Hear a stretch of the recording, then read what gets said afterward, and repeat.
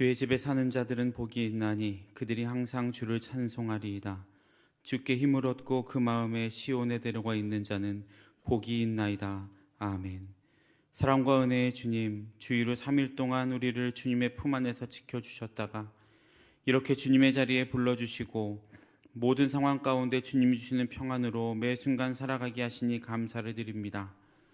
주님의 은혜와 사랑으로 매일 살아갈 힘을 더하여 주시고 새롭게 우리에게 부어주신 은혜에 감사하며 주님 앞으로 어제보다 더 한 걸음 나아가는 주의 백성들이 되게 하옵소서.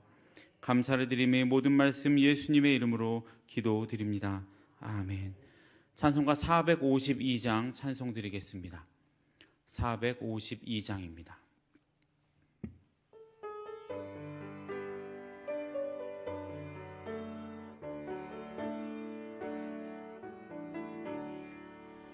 내 모든 소원 기도의 제목 예수님 닮기 원함이라.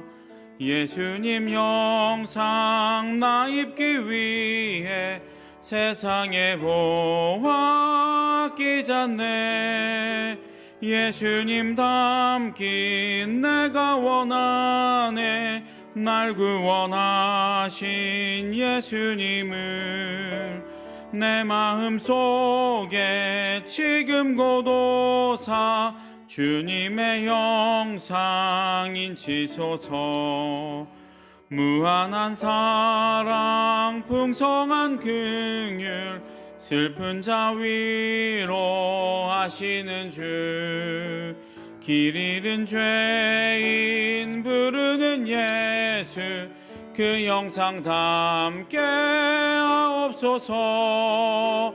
예수님 닮기 내가 원하네. 날 구원하신 예수님을 속에 지금 고도사 주님의 형상 인치소서. 겸손한 예수 거룩한 주님 원수의 멸시 참으시사 우리를 위해 고난을 받은 그 주를 닮게 하옵소서. 예수님 닮기 내가 원하네. 날 구원하신 예수님을 내 마음속에 지금 고도사 주님의 형상 인치소서. 458장입니다. 458장을 찬송드리겠습니다.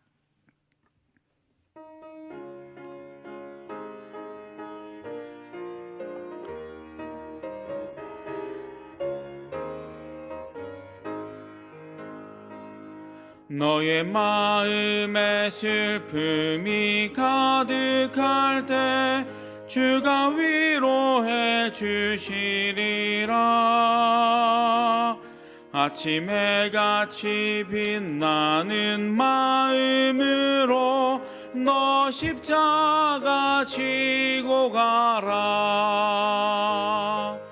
참 기쁜 마음으로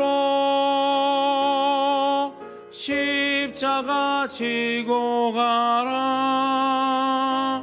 내가 기쁘게 십자가 지고 가면 슬픈 마음이 위로받네. 때를 따라서 주시는 은혜로서 가난 심령의 힘을 얻고 주가 언약한 말씀을 기억하고 너 십자가 지고 가라. 참 기쁜 마음으로 십자가 지고 가라. 내가 기쁘게 십자가 지고 가면 슬픈 마음이 위로받네. 내가 맡은 일 성실히 행할 때에 주님 앞에서 상 받으리. 주가 베푸신 은혜를 감사하며 너 십자가 지고 가라. 참 기쁜 마음으로 십자가 지고 가라. 내가 기쁘게 십자가 지고 가면 슬픈 마음이 위로받네. 461장 찬송 드리고 김수영 권사님 기도하시겠습니다. 461장입니다.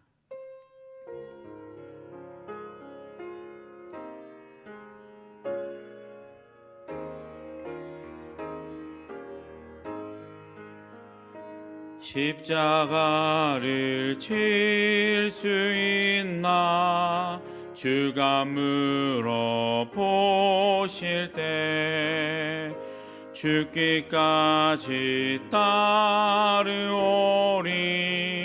성도 대답하였다.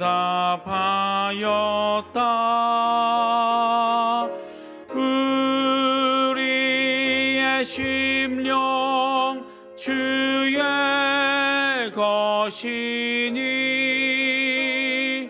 주님의 형상 만드소서. 주인도 따라 살아갈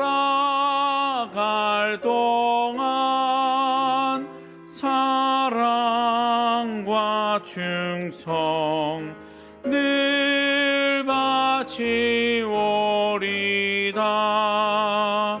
너는 기억하고 있나 구원받은 강도를. 그가 회개하였을 때 낙원 허락받았다.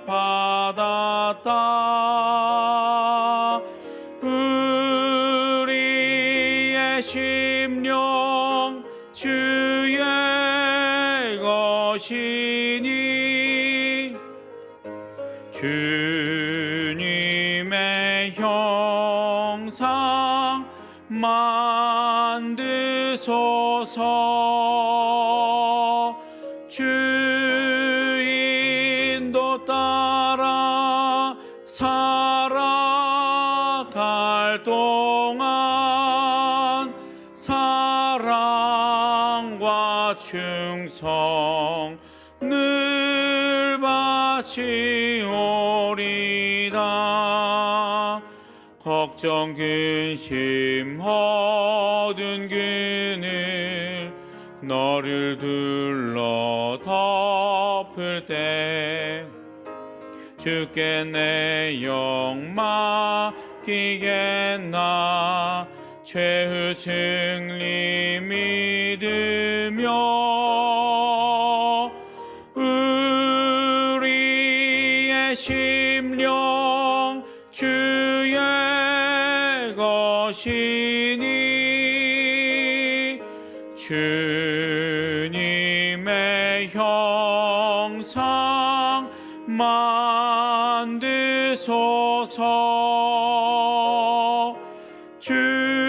주인도 따라 살아갈 동안 사랑과 충성 늘 바치오리다. 이런 일 다 할 수 있나 주가 물어보실 때 용감한 자 바울처럼 선뜻 대답하리라.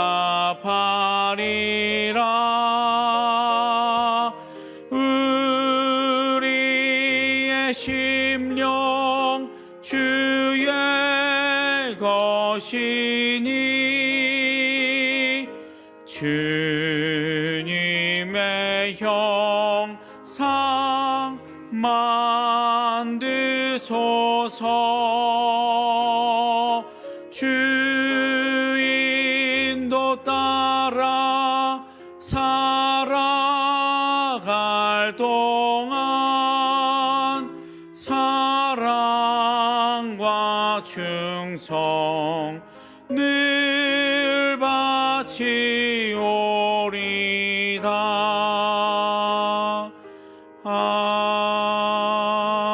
아멘.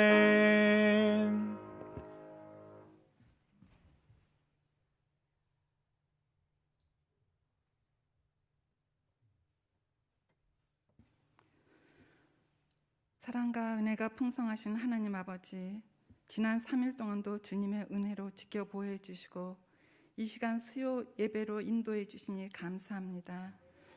여러모로 부족하고 나약한 저희들을 사랑하셔서 세상 허탄한 곳에 마음 두지 않고 오직 주님만을 바라보며 살게 하시니 이 또한 감사합니다. 매 순간 주님의 뜻에 따라 순종하며 감사와 기쁨으로 주님께 영광 돌리는 삶이 될 수 있도록 도와주시옵소서. 또한 저희들 마음밭에 온유와 겸손함으로 이웃을 대하게 하시고 죄악을 멀리할 수 있는 분별력과 지혜도 허락하여 주시옵소서. 사랑의 주님, 이 나라 온 세계가 너무나 불안하고 어수선한 가운데 있습니다. 우크라이나 전쟁과 오랜 기간 동안의 코로나, 그리고 수많은 대자연의 재해로 많은 아픔과 상처로 고통받는 이들이 너무나 많습니다. 부디 이들을 위로하시고 회복시켜 주시옵소서. 예전의 평강을 허락하여 주시옵소서. 주님, 오래전에 이곳에 수유동 교회를 세우시고 이 지역에 믿지 않았던 많은 영혼들을 구원하시고 믿음의 반석으로 지켜주시니 감사합니다. 오랜 기간 동안 몸된 교회 저희들을 위하여 많은 말씀과 기도로 영의 양식을 주신 이의식 담임 목사님, 은퇴 준비 중에 계시오니 은퇴 후에도 늘 건강하시고 귀에 쓰임받는 목사님 되게 하여 주시옵소서. 사모님과 그 가정도 큰 은혜로 축복하여 주시옵소서. 저희들 생각보다 항상 앞서 예비하시는 하나님 아버지, 우리 수유동 교회를 주님의 사랑과 은혜로 잘 이끌어 나가실 후임 목사님이 선택될 수 있도록 도와주시옵소서. 이 시간 말씀을 전하시는 강신일 목사님을 통하여 주님의 음성을 듣는 귀한 시간 되게 하시고 은혜 충만한 시간 되게 하옵소서. 올려드리는 3교구 사랑 789 구역 식구들의 찬양 주님 홀로 영광 받으시옵소서. 주님께서 함께 하실 것을 믿사오며 예수님 이름으로 기도드립니다. 아멘.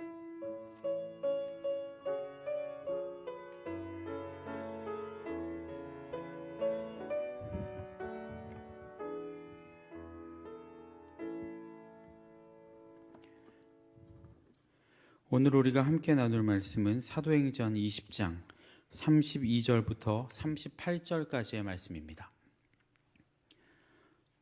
사도행전 20장 32절로 38절까지의 말씀을 한 절씩 교독하겠습니다.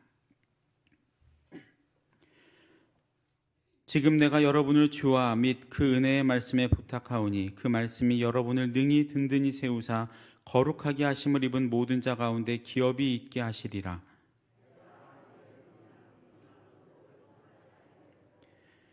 여러분이 아는 바와 같이 이 손으로 나와 내 동행들이 쓰는 것을 충당하여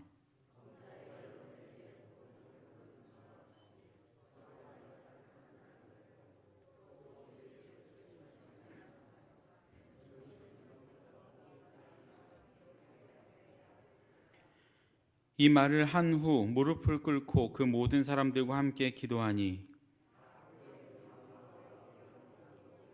함께 읽겠습니다. 다시 그 얼굴을 보지 못하리라 한 말로 말미암아 더욱 근심하고 배에까지 그를 전송하니라. 아멘. 이 시간 3교구 사랑 789 구역에서 특송해 주시겠습니다.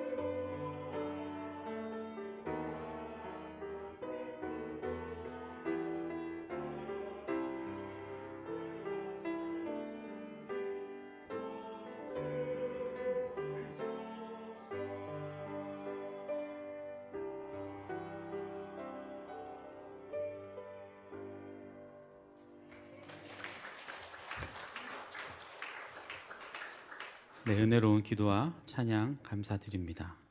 최연소 구역원이 등장을 했습니다. 정말 아름다운 모습이죠.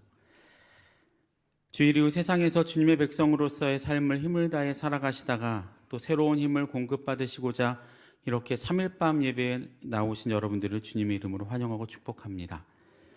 추석 명절은 잘 보내셨죠? 이렇게 건강한 모습으로 다시 만나 뵙게 돼서 반갑습니다. 얼굴들이 많이 좋아지신 것 같습니다. 기름진 음식의 영향인가요? 반짝반짝 하십니다. 우리 옆에 계신 분들과 매일 기도하고 있습니다 라고 인사 한번 나눠주시기 바랍니다. 네, 오랜만에 만나는 우리 가족도 참 소중하지만 또 그만큼 하나님 나라의 여정에 함께 가는 지금 내 옆에 있는 하나님 안에서의 가족도 참 소중하죠. 그렇기 때문에 우리는 내 가족을 위해 기도하는 것만큼 내 옆에 있는 사람들을 위해서 기도해야 합니다. 그것이 하나님이 원하시고 기뻐하시는 일이죠. 그렇게 서로를 위해 기도하기에 최선을 다하시는 여러분들 되시기를 간절히 소망합니다.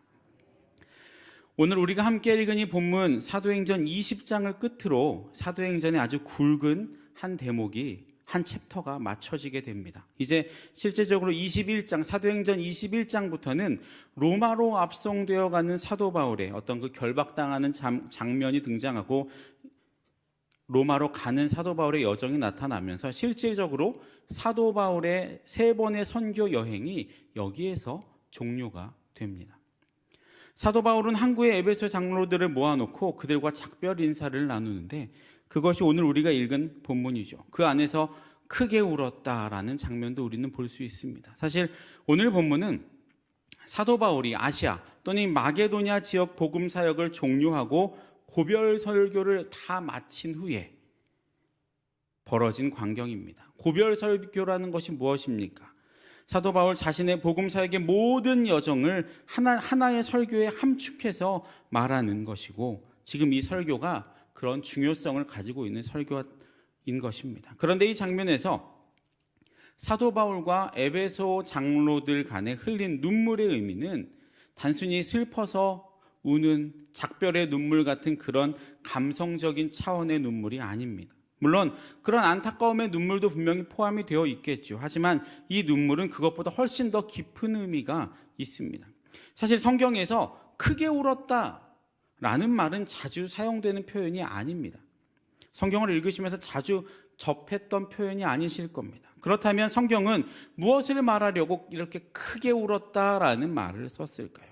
본문을 한번 살펴보겠습니다. 36절을 보시면 이 말을 한 후라고 기록이 되어 있죠. 여기서 이 말이라는 것은 앞서 말씀드렸던 것처럼 사도행전 20장 17절부터 35절까지 나타나 있는 사도 바울의 고별 설교를 통틀어서 지칭하는 것입니다. 지금 다 읽지는 못하지만 이 설교를 정리해 보면 자신이 아시아에 들어와서 유대인들의 어떤 계략 때문에 엄청난 시련을 겪으면서도 모든 자리에서 복음을 전하고 가르친 것은 내가 뛰어나서가 아니고 하나님과 예수 그리스도에 대한 믿음을 증거한 것뿐이다. 이제 나는 성령에 매여 예루살렘으로 가는데 성령님께서 말씀하시기를 그곳에서 나를 기다리는 것은 결박과 환난이다 라고 정리할 수 있습니다. 그리고 사도 바울은 그 설교를 이렇게 마무리를 합니다. 24절 한번 함께 읽겠습니다. 24절입니다. 시작. 내가 달려갈 길과 주 예수께 받은 사명 곧 하나님의 은혜의 복음을 증언하는 일을 마치려 하면은 나의 생명조차 조금도 귀한 것으로 여기지 아니하노라. 아멘. 참 눈물겨운 고백이 담긴 고별 설교죠. 이 사도 바울의 설교에서 우리는 두 가지를 알 수 있습니다. 첫 번째는 사도 바울이 지금 예루살렘을 향하고 있다라는 겁니다. 그런데 성경을 조금 더 자세히 들여다보시면 바울의 궁극적인 목적지는 이 예루살렘이 아니라는 것을 금방 알 수 있습니다. 그렇다면 사도 바울의 궁극적인 목적지는 어디입니까? 사도 바울이 19장에서 내가 로마도 보아야 하리라 라고 말한 것처럼 사도 바울의 원래 뜻은 마게도냐와 아가야를 거쳐 예루살렘으로 가기로 작정하여 이르되 그 다음에 로마로 향하는 것, 그것이 사도 바울의 궁극적인 목적지였습니다. 더 나아가서 하나님이 사도 바울을 통해 계획하셨던 것도 로마가 마지막 지점이었습니다. 그리고 사도 바울은 그 명령에 성령의 매임을 받아 그 로마를 바라보며 가는 여정 가운데 있는 거죠. 참 은혜롭고 가슴이 뜨거워지는 장면입니다. 그런데 문제가 있었습니다. 그렇게 성령의 매임을 받아 가는 그 길인데 성령님은 사도 바울에게 또 한 가지를 말씀하셨습니다. 방금 말씀드렸던 것처럼 가는 그곳이 꽃길이 아니라는 겁니다. 그것이 고별설교에 나타내는 두 번째 모습인데 사도행전 20장 23절에는 이렇게 기록이 되어 있습니다. 오직 성령이 각 성에서 내게 증언하여 결박과 환난이 나를 기다린다 하시니. 이 말은 어떤 의미입니까? 사도 바울이 예루살렘을 통해 로마로 가는 그 길이 성령님께서 인도하신 길인데 그 길에는 환난과 결박, 즉 죽음이 사도 바울을 기다리고 있다라는 겁니다. 우리는 이런 모순되는 말을 들을 때 좀 혼란스럽습니다. 성령님이 인도하시는 길인데 죽음이 기다리고 있다는 그 말 때문에 말입니다. 그리고 사도 바울도 혼란스럽긴 마찬가지였을 겁니다. 아마 이런 고민을 했을 겁니다. 내가 가는 그 길은 내가 죽는 길이라고 성령님이 말씀하시는데 나는 그 길로 가야 하나 아니면 가지 말아야 하나. 나한테 이렇게 말씀하시는 이유는 이 길을 가라고 하시는 걸까? 아니면 가지 말라고 하시는 걸까? 이런 고민을 하지 않았을까요? 여러분들께 한번 질문 드려보겠습니다. 사도 바울이 그렇게 가서 환난과 결박을 당하는, 그래서 죽음까지 이르는 것이 하나님의 뜻입니까? 아니면 가지 않고 살아서 하나님의 복음을 더 전하는 것이 하나님의 뜻입니까? 참 어려운 질문입니다. 하지만 분명한 것은 죽음을 무릅쓰고 자신의 목적지로 나가는 것도 하나님의 뜻이고 그곳에 환난과 결박이 기다리고 있는 것도 하나님의 뜻입니다. 성령님이 사도 바울에게 그런 것들이 기다리고 있다고 말씀하신 것은 그것을 피해서 가라라는 의미가 아니라 그런 것이 기다리고 있다라는 사실을 알려주신 겁니다. 너는 로마까지 가야 한다.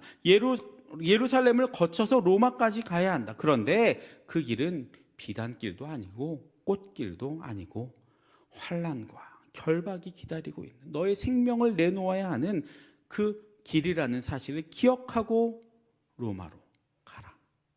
이것이 성령님께서 사도 바울에게 말씀하신 의미입니다. 물론 사도 바울도 그 의미를 알고 있었겠죠. 그리고 사도 바울을 전송하는 에베소 장로들도 그 의미를 알고 있었을 겁니다.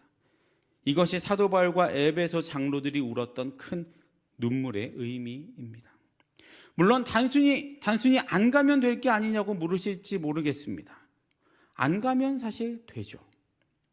안 간다고 하면, 가지 않겠다고 하면 이렇게 울 일도 없었을 겁니다. 하지만 지금까지 사도 바울의 여정을 돌아보면, 아니 더 정확하게 말씀드리면 사도 바울이 자신의 여정을 돌아보면 하나님이 정하시고 하나님이 결정하신 일은 반드시 이루어졌다라는 사실을 알고 있기에, 그래서 더더욱 피할 수 없이 내가 가야 하는 길이기에 사도 바울은 눈물을 흘렸던 겁니다.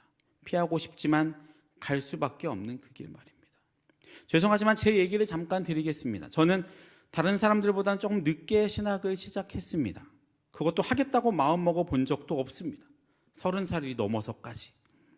그렇게 30살이 넘어설 때까지 부끄럽지만 신앙생활도 뭐 그럭저럭 교회 예배만 잘 드리는 청년이었습니다. 교회 학교 봉사도 하긴 했지만 누가 시키기도 했고 또 맡은 건 잘해야 한다는 어떤 책임감 때문에 한 것이지 은혜 때문에 한 건 아니었습니다. 그래서 제가 막 중고등부 교사할 때는 애들을 막 때리고 그랬습니다.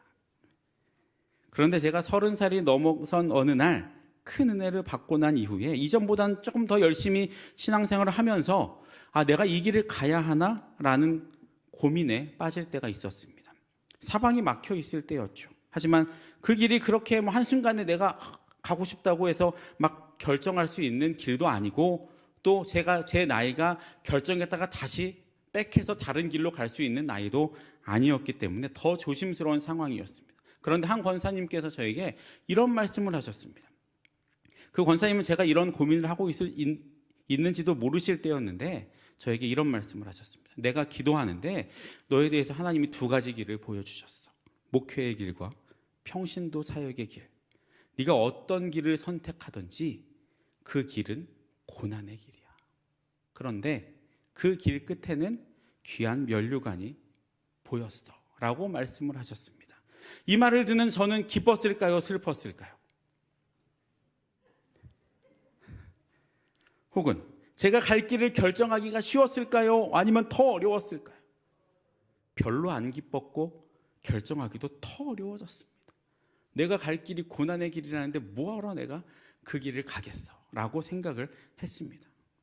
그 말을 듣고 참 많이 기도했던 것 같습니다. 물론 지금도 마찬가지이기도 하고 또 아직은 많은 사랑을 받으면서 사역을 하고 있어서 고난의 길은 아직 온 것 같진 않지만 마음으로는 나도 모르게 고난의 길을 좀 지나갔었으면 좋겠다 라는 마음과 그것이 또 언제 와도 올 거라는 걸 알고 있으니까 이겨낼 수는 있겠지라는 두 마음이 동시에 제 마음 가운데 있는 건 사실입니다. 저뿐만이겠습니까? 피하고 싶지만 갈 수밖에 없는 그 길을 가는 그 마음, 저만 그렇게 느꼈습니까? 여러분 인생을 살다 보면 이런 상황을 꼭 만나게 된다는 것을 저보다 더 잘 알고 계시죠. 모른 척하고 싶지만 결국은 내가 지고 가야 되는 길, 그런 상황 말입니다. 사실 그 길을 포기하기로 작정하면 안타까울 일도 애태울 일도 울 일도 없습니다. 하지만 그걸 알면서도 피할 수 없을 때 그때 눈물이 터지는 거죠. 내가 이 교회 다니는 것 때문에, 하나님 때문에, 이 복음 때문에, 구원 때문에 내 남편과 막 싸울 때가 있습니다. 예전에 절대희망이라는 책이 그런 내용이었죠. 남편한테 막 두드려 맞으면서도 이 남편의 영혼 구원을 위해서 교회를 나가는. 사실 교회 안 나가면 두드려 맞을 일도 없었습니다. 근데 그분은 끝까지 교회를 나갔죠. 왜? 영혼 구원을 위해서. 안 가도 되는 길을 간 겁니다. 그때 그분의 눈물은 어떤 의미였을까요? 이 사도 바울과 에베소 장로들의 눈물과 같은 의미였을 겁니다. 그런데 이 눈물과 이 한숨이 우리의 삶에 있어서 매우 중요한 역할을 합니다. 2차 세계대전 당시에 우리가 잘 알고 있는 아우슈비츠 수용소 알고 계시죠? 그곳에 유대인이면서 정신과 의사이자 심리학자였던 빅터 프랭클린이라는 사람이 그 아우슈비츠 감옥에 수용이 됐습니다. 유대인이었으니까요. 사회에서는 인정받고 존경받았던 의사였지만 그곳으로 들어가니까 죄수복 하나가 전부인 사람이 되어버렸습니다. 당시에는 죄수복도 넉넉하지 않아서 죽은 죄수가 입었던 옷을 빨지도 않고 다시 온 죄수에게 주기도 했습니다. 그렇게 프랭클린도 다른 죄수가 입었던 죄수복을 입었는데 그 주머니에 어떤 종이 쪽지가 하나 있었다고 합니다. 그래서 그 종이를 열어보니 성경 한 구절, 내 영혼아 여호와를 전심으로 사랑하라, 마음과 뜻과 목숨을 다해서 여호와를 사랑하라 라는 시편 구절이 이 주머니 안에 들어있었다라고 합니다. 그리고 그 성경 구절 하나가 수용소라는 죽음의 절망 앞에 놓여있던 프랭클린의 의식을 깨웁니다. 그리고 그는 죽지 않고서는 나올 수 없는 포로 수용소에서 의미를 찾아내기 시작합니다.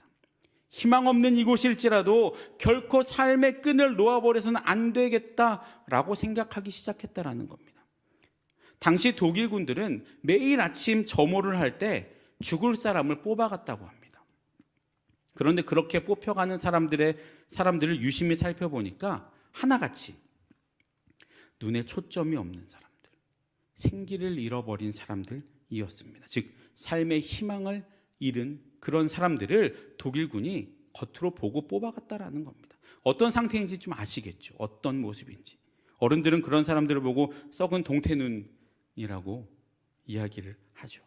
그런 것들을 계속 관찰한 이 프랭클린은 그 안에서 끈질기게 살아남는 사람과 그렇지 못한 사람의 차이점을 찾아내고 그 안에서 이 프랭클린은 로고테라피, 즉 의미 치료라는 독특한 치료법을 개발해서 석방된 이후에 전 세계에 그 치료법을 알립니다. 지금 이 치료는 정신과나 상담 쪽에서 아직도 이루어지고 있는 치료법인데 말씀드린 이 내용은 그의 자서전인 죽음의 수용소라는 책에 잘 나와 있습니다. 그는 이 책에서 자신이 죽음 외에는 헤어날 수 없는 곳에서 살아나올 수 있었던 이유에 대해 눈물과 한숨 때문이었다라고 이야기를 합니다. 그가 수용소에서 관찰을 해보니까 삶을 포기한 사람들은 갑자기 해퍼지기 시작했다라는 겁니다. 희죽거리면서 웃고 총구를 들이대도 무서워하기보다는 막 대들고, 말하자면 반항적으로 삶에 미련이 없는 사람들처럼 내가 그냥 죽어도 오늘 죽든 내일 죽든 죽는 거 마찬가지니까 그냥 막 덤비는 그런 사람들이었다라는 거죠. 하지만 자신은 운동장에서 유리 조각을 주워와서 틈만 나면 수염을 잘라서 얼굴을 깨끗하게 하고 옷도 단정하게 입으면서 삶에 의욕이 있는 것처럼 간수들에게 느끼게 했다라고 합니다. 그 결과 긴 수용소 생활 동안 독일군은 자신을 한 번도 지목하지 않았고 밤마다 눈물과 한숨을 지었지만 그것으로 인해 매일 밤 삶의 의욕에 불을 지피며 살아남았다라고 그 사람은 증언했습니다. 이와 비슷한 내용이 러시아 수용소에 갇혀 있다가 석방된 이반 데니소비치라는 사람도 비슷한 이야기를 합니다.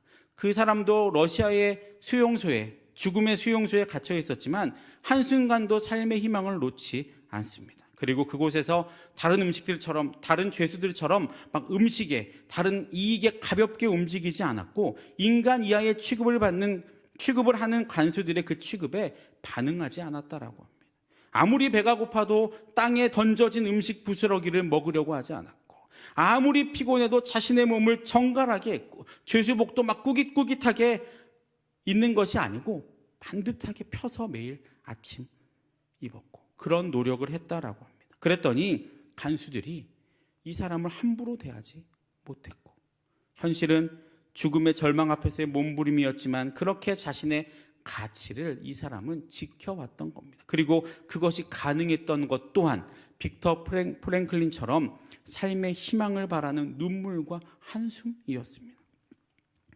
이제 바울이 로마로 향하는 그 길이 죽음이 기다리고 있다는 것을 바울과 에베소 장로들은 모두 알고 있습니다. 그리고 바울의 목을 안고 입을 맞추고 근심하면서 배에까지 그를 전송했다라고 성경은 기록하고 있죠.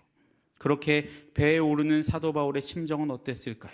죽음의 길을 알고서 가야 하는 그 마음, 어떤 마음이었을까요? 어쩌면 겟세마네 동산에서 마지막 밤을 지냈던 예수님의 마음은 아니었을까요? 내 하나님이여, 내 하나님이여, 어찌 나를 버리셨나이까?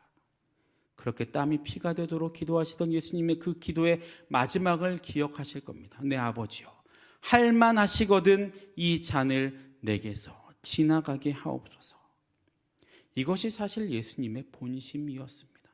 누가 죽음의 길로 가고 싶겠습니까? 하지만 그 뒤에 예수님 뭐라고 말씀하십니까? 하지만 내 뜻대로 마시고 아버지의 뜻대로 하옵소서. 이것도 예수님의 본심이었습니다.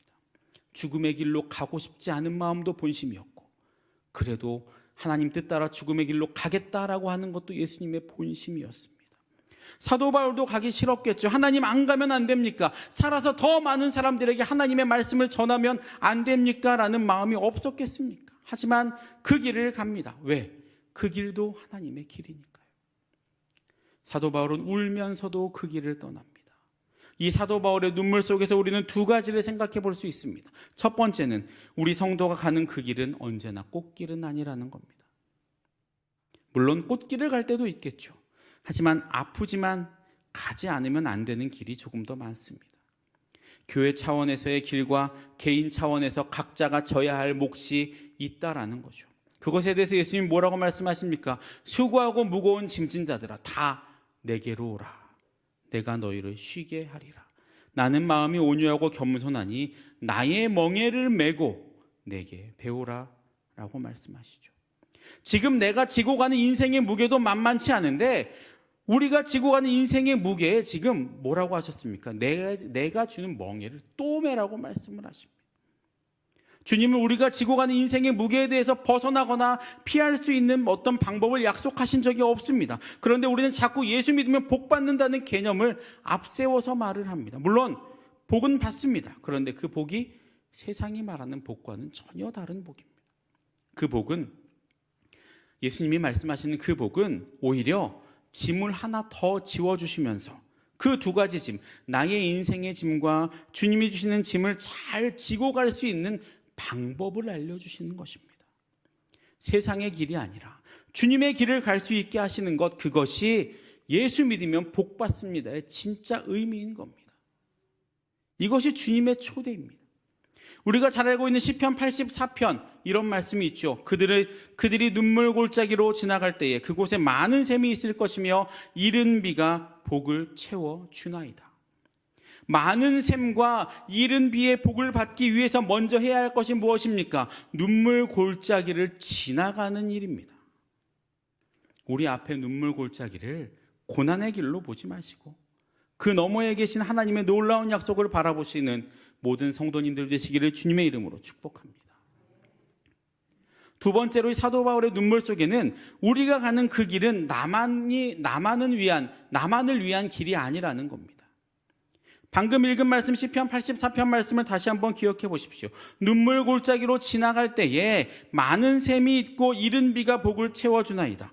우리가 눈물 골짜기로 지나갈 때에 샘이 생기고 이른 비가 내리는 것은 내가 뿌린 그 눈물로, 내가 그 눈물 골짜기를 지나가면서 흘렸던 그 눈물로 내가 샘을 만나고 비를 맞겠지만 또 내 뒤에 오는 사람도 그 샘물과 그 비로 다른 사람들이 먹고 기운을 얻고 살아나고 회복할 수 있는 샘터로 만드시겠다는 하나님의 약속입니다.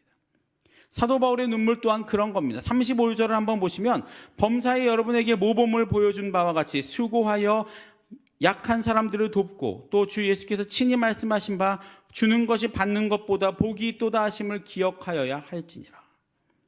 어쩌면 이 메시지는 여러분들에게 행복과 승리를 약속하는 메시지가 아닐 수도 있습니다.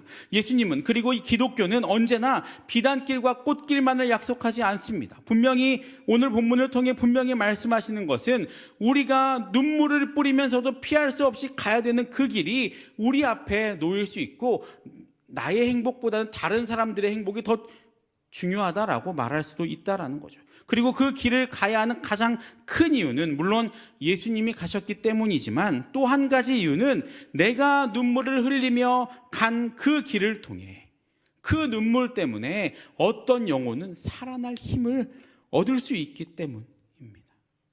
결국 내 눈물은 나만을 위한 것이 아니라 나보다 더 어렵고 힘든 눈물 골짜기를 지나갈 수 없을 만큼 힘든 사람들을 위해 그 누군가를 위한 것이라는 이야기입니다. 그럼 우리는요? 우리가 눈물을 흘리고 우리가 받은 마음의 상처들과 아픈 마음은 어떻게 합니까? 우리가 앞에서 불렀던 찬송가 458장 1절을 한번 기억해 보십시오. 너의 마음에 슬픔이 가득할 때 주가 위로해 주시리라. 아침 해같이 빛나는 마음으로 너 십자가 지고 가라. 어떤 마음으로? 참 기쁜 마음으로 십자가 지고 가라. 내가 기쁘게 십자가 지고 가면 슬픈 마음이 어떻게 된다고요? 위로받는다. 우리는 주님이 위로해 주십니다. 내 상한 마음, 내가 눈물 골짜기로 지나가면서 받았던 그 아픈 마음과 마음의 상처들과 다른 사람 때문에 흘렸던 그 모든 눈물들에 대한 위로는 주님이 해주시는 겁니다. 그거면 된 거 아닙니까? 이것보다 더 벅찬 위로의 말씀이 어디 있습니까?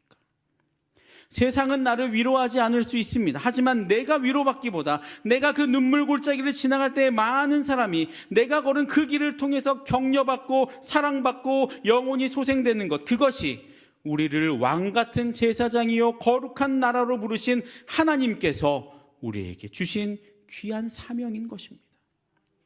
우리는 우리의 시선을 내 교회와 내 가정에만 두어서는 안 됩니다. 여러분, 은혜 받은 사람들의 가장 큰 특징이 뭔지 아십니까? 기도가 넓어집니다. 그것으로 확인할 수 있습니다.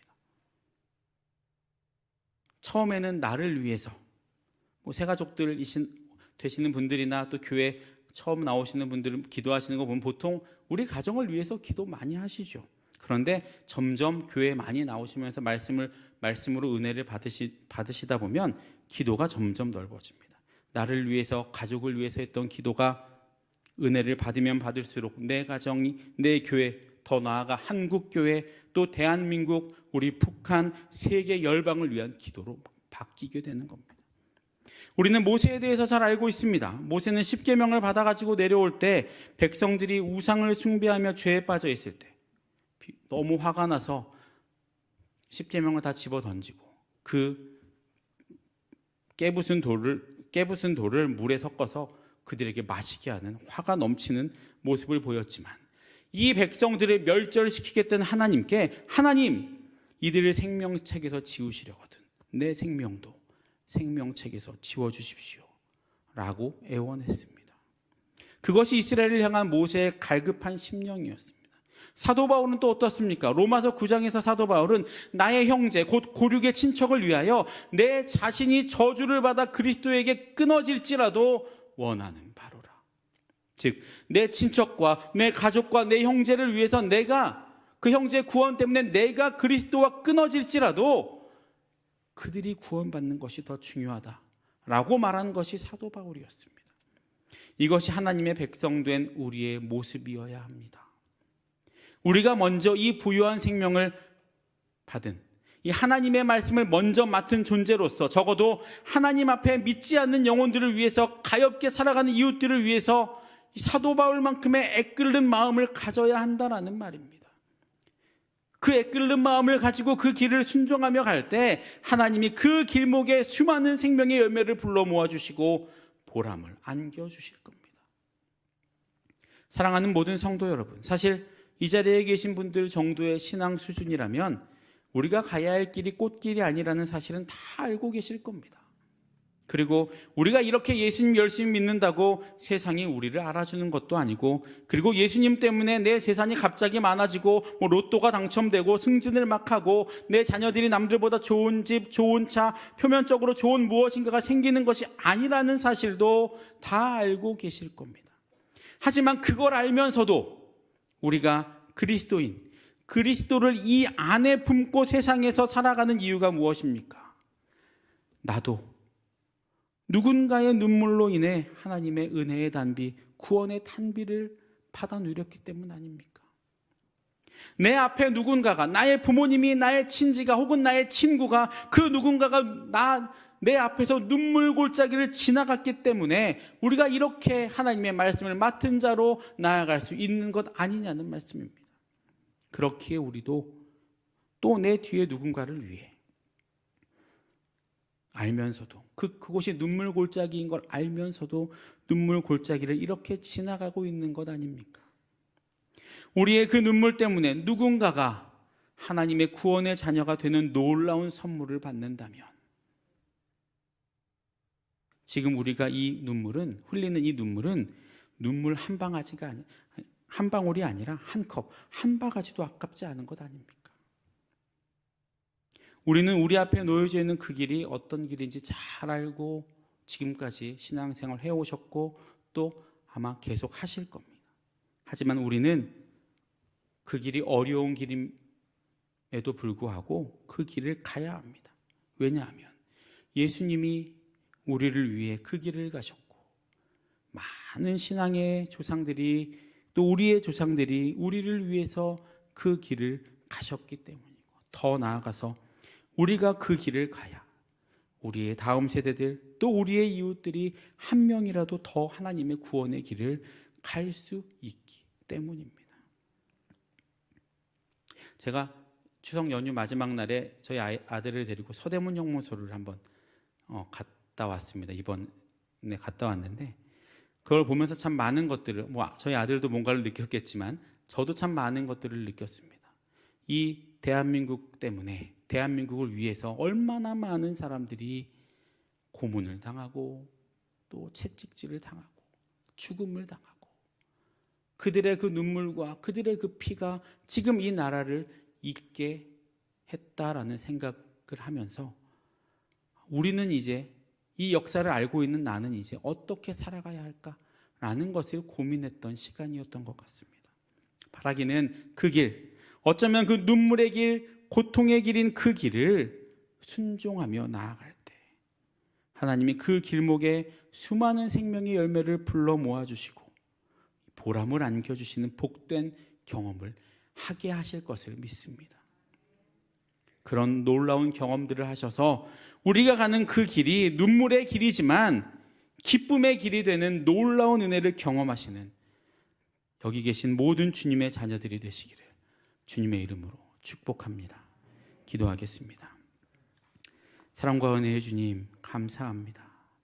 부족하고 모자란 저희들을 주님의 자녀로 삼으시고 지금까지 하나님의 말씀을 맡은 자로 살아오게 하신 주님의 은혜에 감사를 드립니다.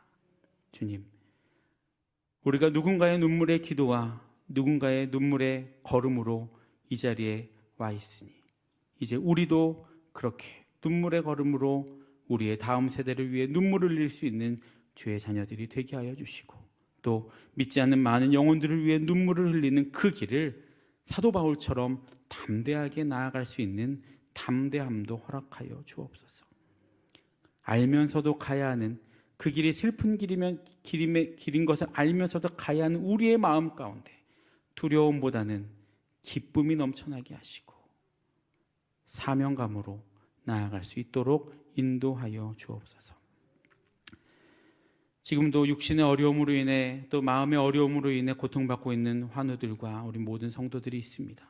주님, 그 환부 위에 지금 이 시간 손 얹어 안수하여 주시고 머리부터 발끝까지 주님의 치유의 광선으로 치료하여 주셔서 육신의 어려움과 마음의 어려움이 지금 이 시간 속히 해결되는 은혜가 있게 하시고 해결됨으로 말미암아 주님께 감사하는 감사의 눈물이 흘러나게 하옵소서. 지금도 북한에 억류되어 계신 선교사님들이 계십니다. 그들의 눈물의 기도와 또 피와 땀을 기억하여 주시고 그의 눈물과 피의 땀이 그 북한 땅을 변화시키는 은혜가 있게 하여 주옵소서. 전쟁으로 고통받고 있는 나라들이 있습니다. 주님, 속히 그 전쟁을 멈춰주시고 주님이 주시는 평안과 주님이 주시는 평화로 그 모든 아픔들이 치유되는 은혜가 있게 하여 주옵소서. 마음의 소원과 기도의 제목이 있어 1000번째 예물을 올려드립니다. 541번째, 700번째 믿음의 예물을 받아주시고 마음의 소원과 기도의 제목이 하나님의 때에 하나님의 방법으로 아름답게 응답되는 은혜가 있게 하시고 그 은혜로 말미암아 하나님께 감사할 제목들이 더욱더 풍성해지는 은혜도 허락하여 주옵소서. 이제 하나님의 자녀로 하나님의 백성으로 이 땅 가운데 이 세상 가운데로 나아가는 우리들에게 주님의 담대함을 주시고 내가 가야 할 길을 두려움이 아니라 기쁨과 감사의 마음으로 한 걸음씩 나아가는 주의 백성들이 되게 하여 주옵소서. 감사를 드리며 모든 말씀 예수님의 이름으로 기도드립니다. 아멘. 교회 소식은 주보와 홈페이지를 참고해 주시고 특별히 이번 주부터 남은 3주 동안 새로 청빙되시는 후보 목사님들이 설교를 하십니다.